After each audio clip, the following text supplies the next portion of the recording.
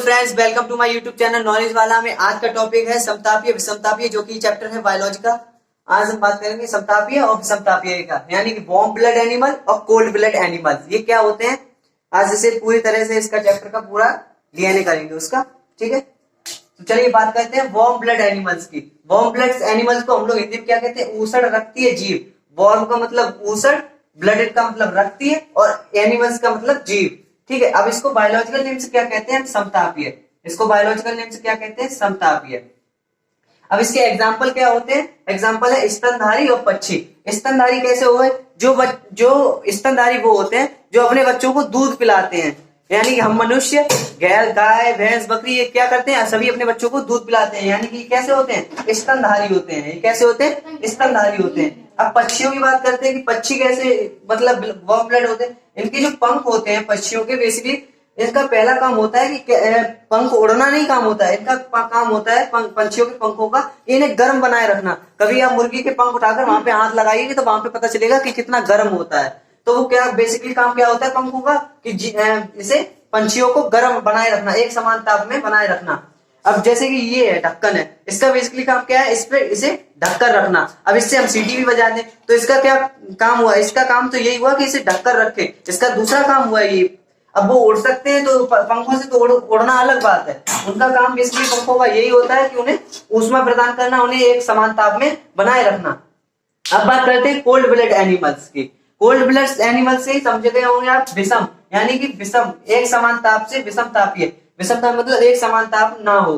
Cold blood animal को हिंदी में क्या कहते हैं? शीत रक्तीय जीव। कोल्ड, शीत, ब्लडेड एनिमल, रक्तीय और जीव, ठीक है। एग्जाम्पल इनके हम देख लेते हैं। एग्जाम्पल है सरीसृप। सरीसृप यानी कि रेंगने वाले जीव जंतु, जैसे कि छिपकली हो गई हमारी, और हमारी नहीं, छिपकली हो गई और सांप हो गया। ये क्या क्या कहलाते हैं? सरीसृप, यानी कि रेंगने वाले जितने भी जीव होते हैं वो कौन से होते हैं? कोल्ड ब्लडेड एनिमल होते हैं। उभयचर, उभयचर किसे कहते हैं?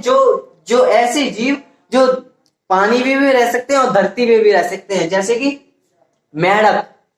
मेढक। उसका मेढक का जो टेम्परेचर होगा वो पानी में कुछ होगा और उसमें मिट्टी में कुछ और होगा और धरती पर ऊपरी भाग पर कुछ और होगा।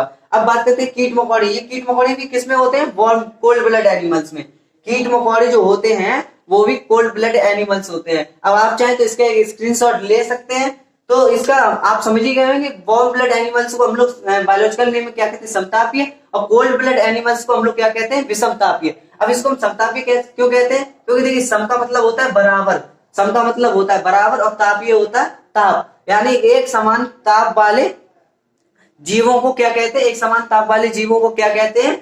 समतापीय जीव। अब देखिए हम लोग मनुष्यों का जो हम लोग मनुष्य हैं वो किस में आते हैं? समतापीय में आते हैं, क्योंकि हमारे लोगों का टेम्परेचर कितना होता है? 37 degree Celsius. 37 degree Celsius.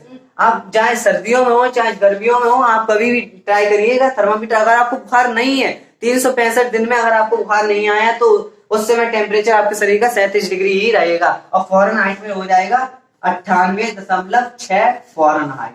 98.6 Fahrenheit, ठीक है। अगर आप सर्दियों में भी अगर अपने कपड़े उतार के नहाएंगे और उसके बाद भी थर्मामीटर लगाएं तो आपको यही मिलेगा, 37 डिग्री सेल्सियस या 98.6 फॉरेनहाइट, ठीक है। तो आप इसे समझ गए होंगे। अब इनका क्या होता है कि ये कोल्ड ब्लड एनिमल्स होते हैं, इन्हें ठंडा बहुत पसंद होता है। आपने देखा होगा कि जो सर्दियां आती है तो आपको कीट मकोड़े और छिपकलियां और सरीसृप यानी कि सांप आप ये कम देखने को मिलते हैं, क्योंकि वो चले जाते हैं शीत निद्रा में। शीत निद्रा में कहाँ चले जाते हैं? जैसे कि ये ठंडी चीजों को ज्यादा पसंद करते हैं, क्योंकि ये गर्मी, ये क्योंकि जो इनका शरीर होता है वो बाहर के वातावरण को अंदर तक ले जाता है, उनके खून को भी प्रभावित कर देता है। अगर गर्मी होगी ज्यादा तो इनके अंदर तक गर्मी जाएगी, और सर्दी होगी तो सर्दी इन्हें थोड़ा अच्छा लगता है, तो सर्दी इतनी इन्हें नुकसान नहीं करती, क्योंकि ये अपनी बिलों में घुस जाते हैं सर्दियों के टाइम पे और सो जाते हैं उसके बाद खाना ना लेके, ठीक है।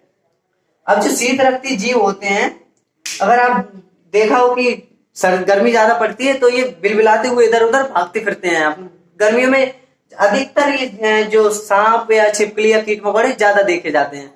अगर आप बिल में छुपा हुआ सांप अगर कोई हो, अगर आप जो मिट्टी का तेल होता है उस पे और उसमें डालें तो वो क्या करता है? मिट्टी का तेल का क्या काम होता है? जो ऊष्मा पे जो हमारे त्वचा पे बढ़ के उसकी ऊष्मा को बढ़ा देता है। अगर सांप की त्वचा में छुएगा जो मिट्टी का तेल होता है तो उसकी ऊष्मा और बढ़ाएगा और वो बिलबिलाता हुआ क्या आएगा, बाहर आएगा।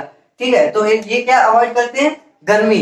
इन्हें गर्मी अच्छी नहीं लगती है, शीत निंद्रा, ये शीत इन्हें सर्दी अच्छी लगती है, जिसकी वजह से ये शीत निंद्रा में चले जाते हैं सर्दियों के दिनों में।